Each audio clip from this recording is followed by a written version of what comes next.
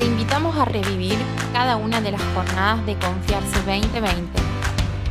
Cada una de las jornadas de Confiarse fue posible gracias a las empresas miembro y organizaciones que nos acompañaron. Muchísimas gracias a todo el equipo de Liarse, que son un referente para nosotros, siempre lo han sido, por permitirme estar esta mañana con ustedes. Me ponen la cosa difícil porque después de José Luis, tan carismático y con tanta energía, tengo que tratar de llegar al ritmo. Pero bueno, vamos a hacer lo que podamos. Yo quiero compartir esta mañana con ustedes, para cerrar ya la jornada, mi perspectiva sobre esta importancia que hay de que empecemos a promover con mucho más potencia estos emprendimientos de triple impacto, ya que son los que al final construyen estas sociedades que nosotros soñamos. Y vamos a hacer un ejercicio para empezar. Yo voy a poner aquí la pantalla en grilla para poder ver a la mayor cantidad de personas posible. Quiero verles las caras, eso. 30 segundos, voy a poner mi cronómetro que lo tengo aquí a mano, y 30 segundos yo los quiero invitar a que ustedes cierren los ojos. Por favor, voy a ver, estoy viendo algunas caras por aquí, a Gabriela, Marita, Cristian, Nacho, Raúl, por ahí está Germán, Débora. Los invito a cerrar los ojos 30 segundos. Imaginar esa ciudad, por favor acompáñenme, que ustedes sueñan como una ciudad ideal, esa ciudad donde ustedes quieren estar en este momento, más aún que estamos todos confinados y queremos salir, ¿no? Esa ciudad linda en la que queremos encontrarnos y donde queremos que nuestros hijos y nietos crezcan. Pensémosla, soñémosla, y yo voy a avisarles cuando ustedes puedan abrir los ojos, imagínensela tal cual ustedes desearían que fuese. Así es, esa ciudad ideal en la que todos queremos estar. Listo. Pueden abrir sus ojos. Han pasado los 30 segundos. Este es un ejercicio que no nos hacemos nunca, pero es súper importante porque hacer visual, voy a volver a poner aquí la pantalla, esto para poder verlo, es poder hacer visual qué es lo que nosotros queremos, qué es lo que nosotros soñamos. Por ejemplo, yo sueño una ciudad inteligente, porque me gusta mucho la tecnología, que sea verde, limpia, que haya muchos bienes públicos alrededor donde yo pueda disfrutar, que tenga arte y cultura, que son una de mis pasiones, de mis hobbies, que haya aire puro, que sea seguro, pero sobre todo eso que decía José Luis hace un momento, que sea amable, afectiva, que yo quiera estar ahí, que no tenga miedo de estar en esa ciudad, ¿no? Entonces, cuando las personas empiezan a emprender, y aquí vamos a hablar un poco sobre el por qué nosotros pensamos y pusimos ese título tan poético, como dice Luis, de que los emprendimientos construyen las ciudades que soñamos. Porque cuando nosotros empezamos los emprendedores, las emprendedoras, cuando empezamos a soñar un emprendimiento, ponemos y enfocamos todas nuestras habilidades, nuestros conocimientos, saberes, pero también nuestros sueños, nuestras aspiraciones, también es un conjunto de un todo. No está separado, no hay algo, es imposible que dividamos eso. O sea, no podemos dividir lo que hay intrínsecamente en nuestro ser, en nuestra intimidad, en nuestros deseos, con las habilidades y las cosas que hacemos en la vida real. Entonces los emprendedores hacen esa conjunción de enfocar, de unir todo, y generalmente nosotros lo podemos ver en las instituciones en las que somos parte como voluntarios, en las que trabajamos, o en las empresas donde trabajamos, que generalmente estas instituciones tienen la figura de este líder, ¿verdad? De quien lidera el equipo, que sea mujer o hombre, quien fuese, o de estos líderes que son los que impactan. Y las empresas, las instituciones tienen también esa personalidad. Con seguridad me imagino que las instituciones donde José Luis está son instituciones muy dinámicas, donde hay una buena conversación, donde hay mucha energía y positivismo, digamos. Entonces, todas esas características individuales se reflejan. Ya lo decía también en su exposición nuestra colega del Paraguay, nos decía Patricia, y nos explicaba claramente eso, que la personalidad es evidente, ¿no? Se refleja mucho. Entonces las empresas y los emprendimientos también reflejan estas características de los líderes. Y entonces estos emprendimientos se convertirán luego en las empresas del futuro, que van a tener su personalidad propia. Pasó algo muy interesante, yo les voy a contar esto entre paréntesis, en Avina, hace muchos años, cuando llegó a Bolivia, y me imagino que en los países como que están siendo parte de esta conferencia de la región, digamos, ellos empezaron empoderando a líderes. Obviamente eran personas que tenían proyectos en temas de sostenibilidad, que impulsaban ya sean sociales, ambientales, de diferentes áreas, digamos, pero ellos impulsaban y apoyaban a los líderes. ¿Por qué? Era una estrategia súper interesante. Porque si bien sus proyectos, porque los proyectos tienen un inicio y tienen un fin, ¿verdad? Todos sabemos eso. Si bien sus proyectos en algún momento iban a concluir, estos líderes iban a estar empoderados, iban a continuar haciendo cosas, porque había un empoderamiento en ellos.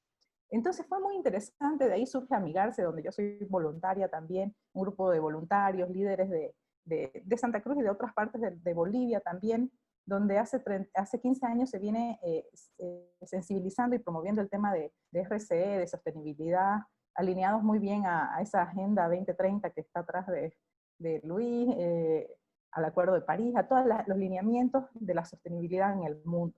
¿Y por qué cuento esto? Porque es importante que el empoderamiento que nosotros generemos en los ciudadanos, algo que es tan efímero, tan intangible, que muchas veces el tercer sector le cuesta medir, le cuesta encontrar fondos inclusive para estos procesos, porque es difícil decir, a ver, Julieta, realmente Julieta tiene dentro de sí todo lo que nosotros le hemos enseñado. Es muy difícil, intangible, es impopular. Es por eso que la educación es uno de los gobiernos es donde menos invierten es en educación, porque es intangible, digamos. De aquí muchos años, cuando sea profesional, se va a ver el resultado, digamos, ¿no? Entonces, este tema del empoderamiento, que es intangible, es fundamental. Porque estos ciudadanos que ya están empoderados con temáticas como la ética, como la sostenibilidad, la protección del medio ambiente, que son fundamentales, digamos, es desde ahí donde se construye lo que ya habíamos escuchado que mencionaba esta mañana Alejandro, la rentabilidad integral, le decía él, ¿verdad? O Estefano, que nos decía esta prosperidad inclusiva, o Marina Silva, que nos dice este lucro amigable, admirable que tenemos que generar. Eso solo se va a lograr cuando realmente haya este empoderamiento, cuando estos líderes tengan dentro de su ADN toda esta visión y esta lógica. Y como es algo intangible, es muy difícil de medirlo y de decir si es realidad, es parte, digamos, ¿no? Sin embargo, es la clave del proceso, es el empoderamiento ciudadano en estas temáticas, ¿no? El entrenar a los seres humanos en esa temática. ¿Qué sucede en este momento? La región, toda la región América Latina está completamente fracturada. No solo por el COVID y todo lo que hace, es una fractura política y social. Estamos empantanados en un falso dilema de izquierda, de derecha, décadas que venimos haciendo lo mismo, y yo creo que es un quiebre total de paradigmas. Ya no funciona ese falso debate. Nos hace perder tiempo, nos hace perder la perspectiva, nos hace desenfocarnos de lo importante y de lo real, que es lo que hemos venido escuchando en estas conferencias, ¿no? Hay que enfocarse, hay que dejar de gastar energía en esas peleas que no van a tener final, porque cada uno va a defender su punto de vista y es ridículo, digamos, ¿no? Porque en realidad, ¿cuál es el objetivo? El ser humano, ¿verdad? La esencia es el bienestar del ser humano. Eso es lo que debería importarnos. Entonces esa frase popular de que si seguimos haciendo lo mismo, los resultados serán los mismos, es evidente, en la región lo tenemos clarísimo, digamos, ¿no? Décadas, de izquierda, décadas a la derecha y así alternándose, lo mismo, seguimos haciendo lo mismo, no ha cambiado con ninguna perspectiva. Entonces es un falso debate que creo que con el COVID ha llegado a un quiebre total, porque esta etapa en la que se está construyendo este nuevo paradigma, que algunos aún no sabemos cómo se va a llamar, puede ser la prosperidad inclusiva de Estefano, la rentabilidad integral de Alejandro, el paradigma del cuidado de Bernardo Toro. Todo esto se conjuncionará en algún momento y dará un nombre que no sabemos cuál será todavía, ¿verdad? Está en construcción. Entonces tenemos que pensar que los emprendimientos, que son actores fundamentales en este escenario post-pandemia, si es que existe un escenario post-pandemia, porque quizás esto se convierta en una pandemia permanente en la que vamos a tener que aprender a convivir y no lo sabemos, ¿verdad? Estamos queriendo salir de ella y sin embargo no hay salida. Entonces, en este momento estos son actores fundamentales porque, como ya lo decía Patricia, hay trabajos que ya no están, hay trabajos que se van a tener que crear, hay espacios que van a tener que reinventarse, reaprender cosas, no sé, o sea, todo va a estar enfocado en estos emprendimientos, porque la gente necesita sobrevivir, ¿no? Porque si se cierran empresas, la gente no puede estar sentada sin hacer nada, tiene que reinventarse y tiene que sobrevivir. Entonces, las economías antes ya necesitaban fuentes laborales, ya había escasez, ya había el desempleo era latente, en el caso de la Argentina, un tema muy crudo de desempleo, igual en Bolivia, pero ahora se necesitan muchos más fuentes de trabajo. Y además nuevas fuentes de trabajo, porque la realidad es completamente diferente. ¿no?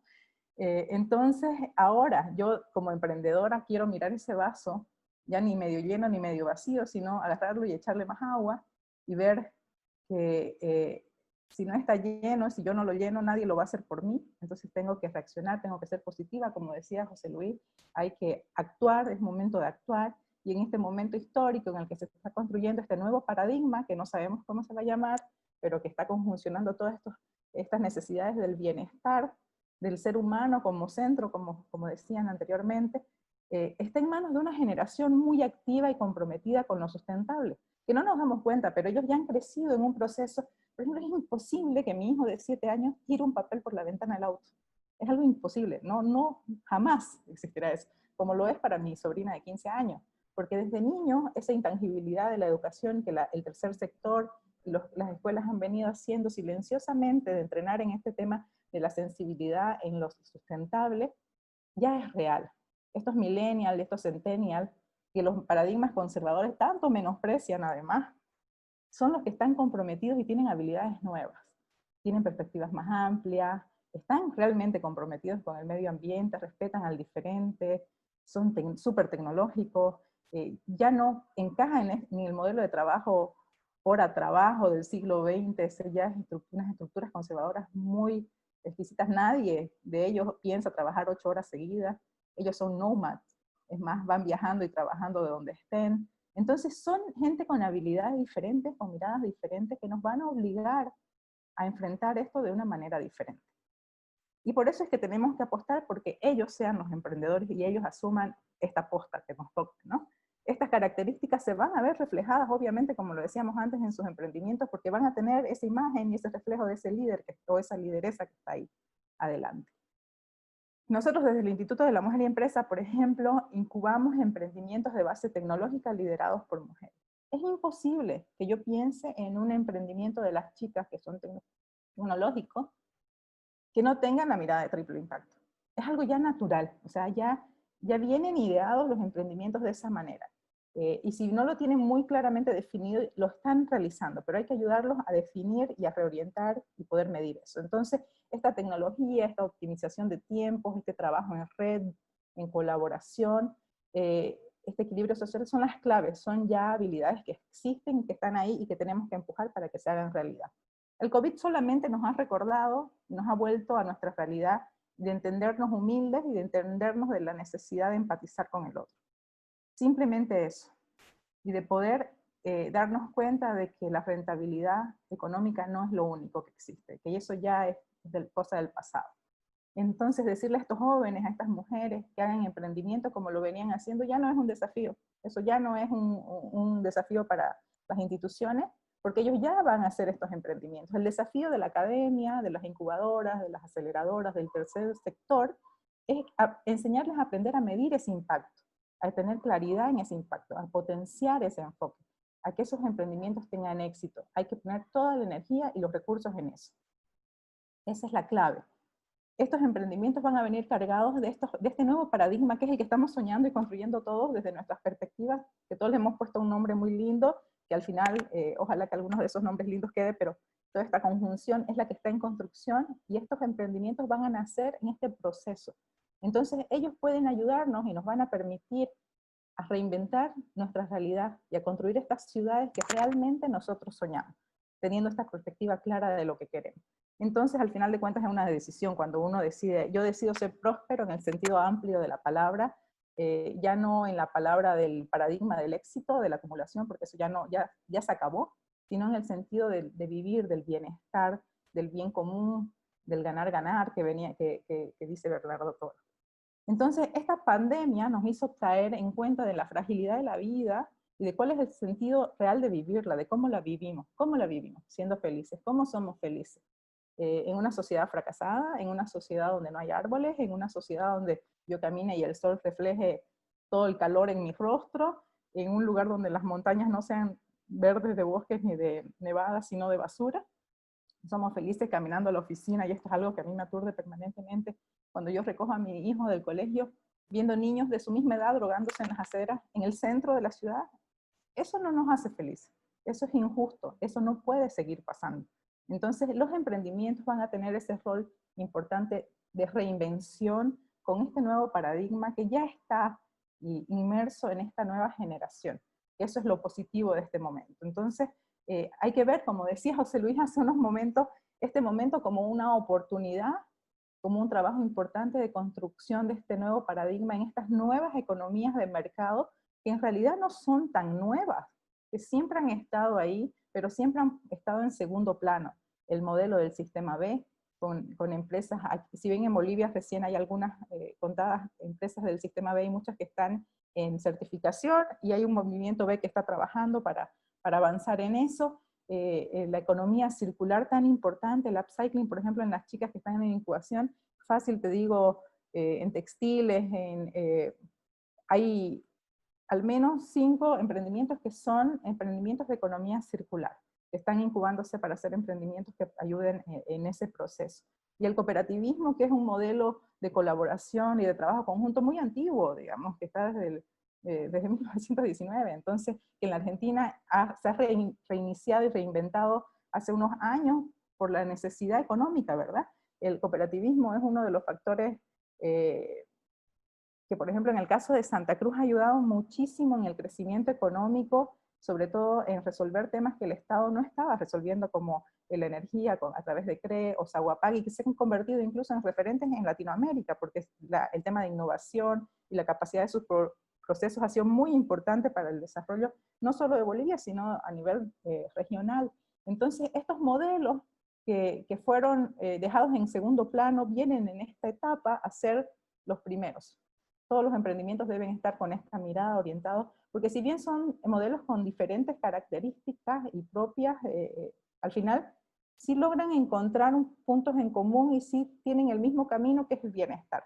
Estas empresas extractivas, conservadoras, jerárquicas ya no existen, quedaron atrás. Es más, ninguno de estos millennials o centennials quiere trabajar ahí. Como decía Patricia, ellos eligen dónde estar. Entonces no es un lugar donde ellos van a querer estar. Es muy poco probable que haya jóvenes o mujeres que quieran estar en estos lugares donde tienen una estructura tan anticuada, digamos, y tan poco orientada al bienestar. Obviamente en el proceso van a haber mucha gente escéptica, sobre todo los que se van a ver poco beneficiados, digamos, pero ahí el tercer sector tiene mucho trabajo que hacer, ¿no? Y es importante continuar enfocándonos en eso. En este momento, que es un momento de reflexión profunda, donde lo más importante, y yo quiero cerrar con eso, es la necesidad de construir este paradigma para todos, digamos, que sea un paradigma que nos beneficie a todos, no solo en las redes académicas, que es donde generalmente empiezan a nacer, y por ejemplo, el paradigma del cuidado de Bernardo Toro, que es maravilloso, y hace muchos años lo venimos escuchando, se queda en estas paredes, en estas burbujas académicas, y tenemos que romper eso, tenemos que llegar, y no solamente hablar entre convencidos, llegar a otros puntos, a otros grupos, a otros sectores de la población, para que realmente se alineen a esta nueva construcción de un paradigma de bienestar. El Estado, ya tenemos claro, yo lo sé en Bolivia y es la realidad en América Latina, está formateado por ser conservador, por ser un pesadísimo, burocrático y distraído en la política. Su atención y su foco solo es ese, cuando en realidad debemos estar enfocados en esta nueva construcción. Va a ser muy difícil alinearlo, ojalá algunos se alineen rápido, pero el rol nuestro es el fundamental ahí, la academia, el tercer sector y los emprendedores.